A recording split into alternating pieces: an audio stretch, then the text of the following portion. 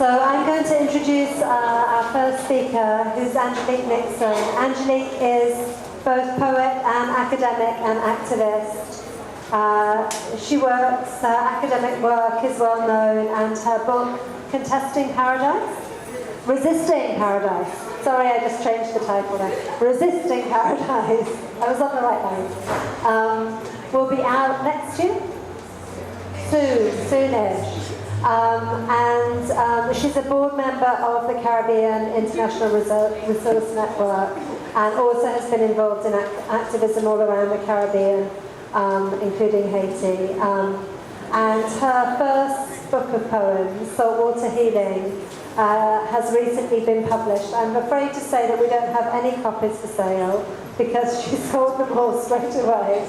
It's a complete sellout, so it's very enticing for us to hear from it. And for her, it's a very beautiful publication. And maybe I've already added my voice to the campaign for a reprint, but maybe some of you can join in as well. Okay, thank you. Good evening, everyone. Again, thank you so much, Allison. Thank you so much, Crystal. Thank you so much, everyone with IGDS. It's been so amazing to be here for the past week. And so I'm going to just read a few pieces for you, some from my book, Saltwater Healing, and some others. Before I start, I usually like to do a little opening when I do a reading, and so I'm just going to jump right in to kind of welcome us into a poetry space or storytelling space. I am woman, black, feminist, Caribbean, and queer. I've been womanish a long time, and so I dare to imagine a world where people of color can be human and free. I dream revolution and liberation, sexually, spiritually, and radically. I come from working class struggle. I come from mummies and grandmas and aunties who worked hard to make sure I could do things they couldn't. And I work extra hard to make it happen for myself and for those who sacrificed for me and before me.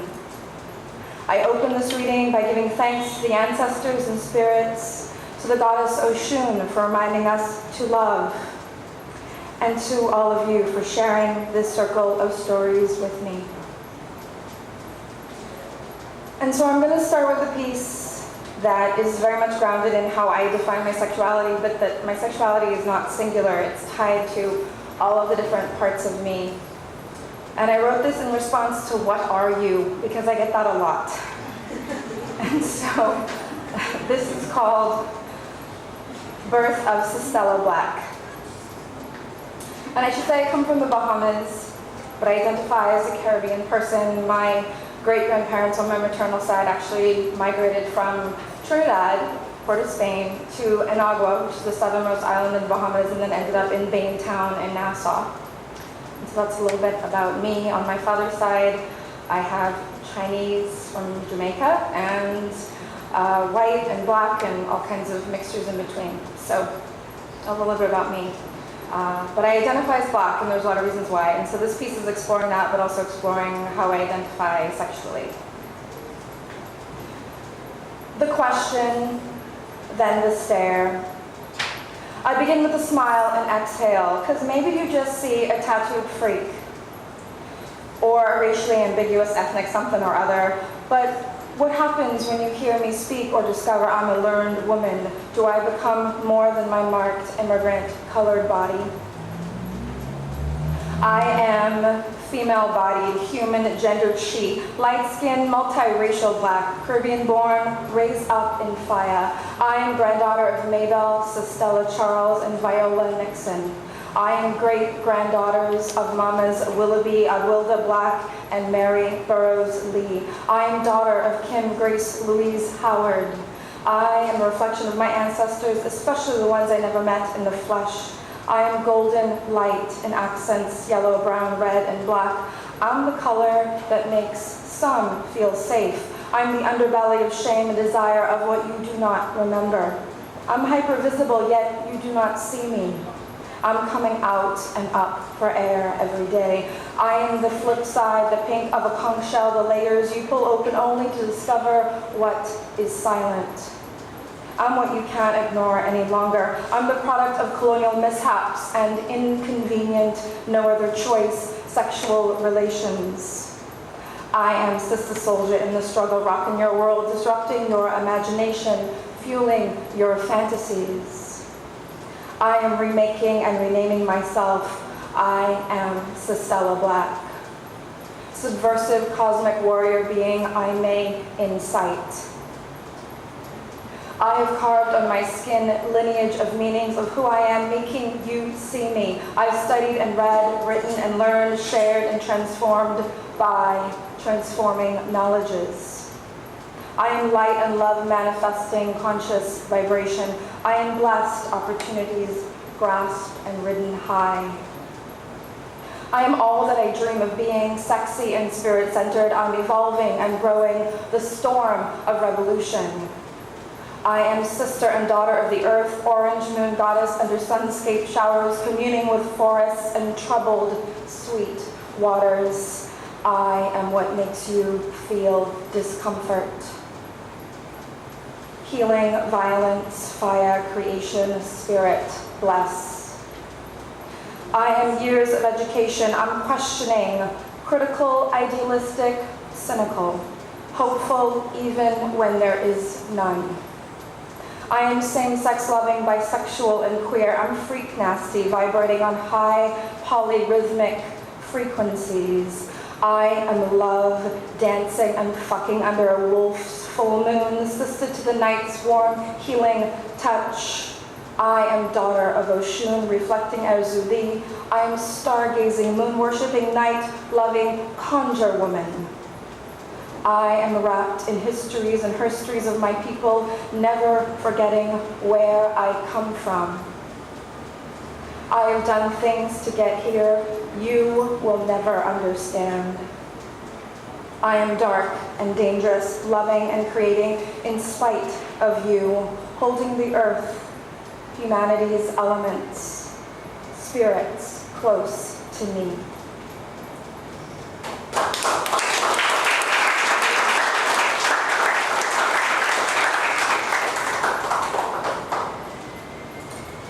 I'm going to read a couple poems from my collection. This one's called Delicate Nature. As I said, coming from the Bahamas, I worked in tourism and banking for a long time before I started my whole career in academia, and even while I was doing that, starting in college, and I'd worked in bars for a really long time, and so probably about 7 years on and off bartending. In tourism, bars generally, or touristic bars, I should say. So this poem came out of that, I think, and me thinking about how the Caribbean as a space sort of served up in a lot of ways, and also how bodies are sort of factored into that equation. Delicate nature. Run away, turn away, but you can't hide from what they see. You can't hide from the obvious features of the face, distinctions of grace. Now that we are hip and cool, trendy and tasty. Look through broken glass, never staring at the cracked spackle holding it together, fallen pieces, missing mirror. What do you see? Sex and gold, lust and paradise, passion fruit, coconut trees, cascading falls, ocean breeze across white sand, flamingos on deserted beaches. Out of need to make a living, royal subjects still pleasing the crown, tending, serving those generous enough to visit our shores, generous enough to spread their dollars, diseases. Will this illusion last? Is that what you see? Well, you don't want me, you just want that. Body, skin, touch, smell of the fantasy you place on me. Oh yes, let me guess. You think I'm exotic. You like the islands. You find me erotic. Tasting Julie mango skin, touching dark, lustrous hair, teasing sensuous lips you dream about but can never truly have. What you perceive of is wild and willing, ravenous and flaming, crazy even. You miss the garden, you miss the truth.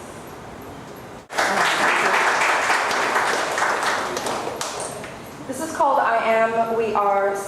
there more. And I start with an epigraph by Audre Lorde, who's been a huge influence of mine and so many others.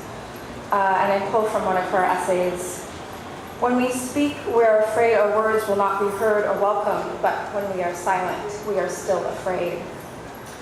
And so this poem is really thinking about myself as a migrant Caribbean person living abroad, and then also reconnecting and thinking about home in this complicated way, and thinking about as migrants, especially living in a place like Florida. I lived in South Florida for many years, and then also living in New York. There's a sense of a Caribbeanness. We're wondering, well, what does that really mean, and what does that unity look like, and what does that then do to our sense of being Caribbean in the space itself? And so this came out of that, and thinking about who is included in that definition, and going home and experiencing what it's like to be home and be out in visible ways and doing certain kinds of activism and sharing my poetry in the Bahamas about same-sex loving relationships and how I was treated as a result. So this came out of that.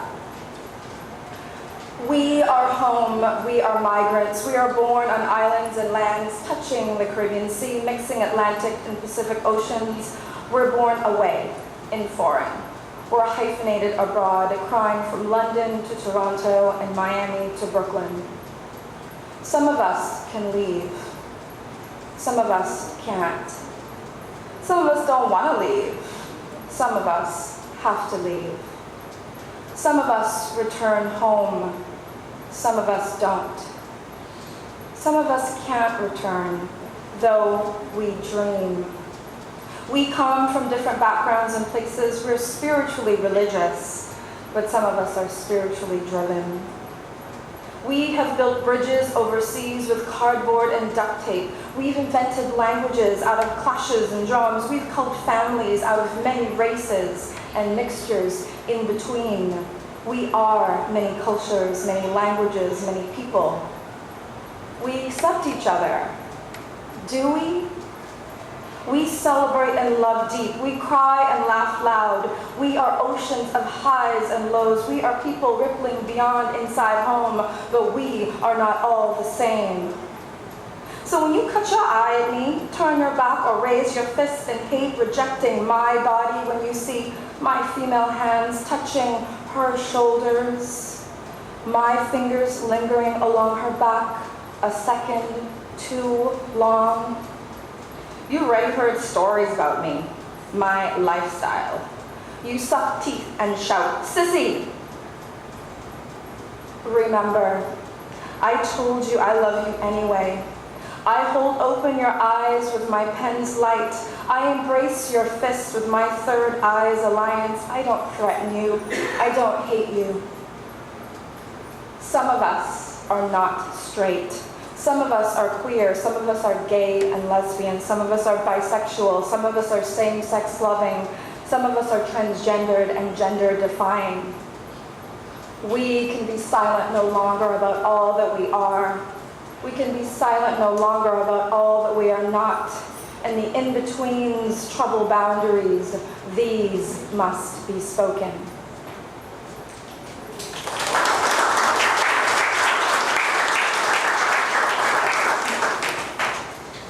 So I'm going to end with something sexy because, well, we should do that. We should have some sexy in there too. So I was really homesick, and I was living in Florida at the time, and I bought plenty mango, and I decided I was just going to eat all of them until I felt better. And then as I was eating these mangoes, it came to me suddenly, wow, this is an awful lot like something that will be very apparent. And at the time, I was really exploring my sexuality. I started dating women. I predominantly dated men before that, and I started dating women. And so it all happened around the same time. And this poem came out of that. It's called Ripe Mango. My teeth penetrate like a knife, peeling back the cover to your insides. I begin to taste you, juices flowing, sweetness running into my mouth. Overwhelming flashes of time past, young days on Sunday's beach, saltwater sand tickling me, yesterday and today, of tasting you, of smelling you. The scent of your skin lingers in my nostrils, nectarous, as I work my way into your flesh. Sucking, licking, swallowing as your juices slide down my fingers, I ignore the messiness, conquering you. Arriving at your core, I take my time, holding and caressing before I begin finishing the last few bites. I hold you carefully, enjoying my tongue's pleasure of sweet delight. Your hair disheveled from my touch, your skin torn from my teeth, your fruit eaten, your juice drunk. I am full of you. As I stare at your seed, power to bring life, power to grow another, power to make us feel free and alive in that moment of sharing your body, your fruit, your womb. Thank you.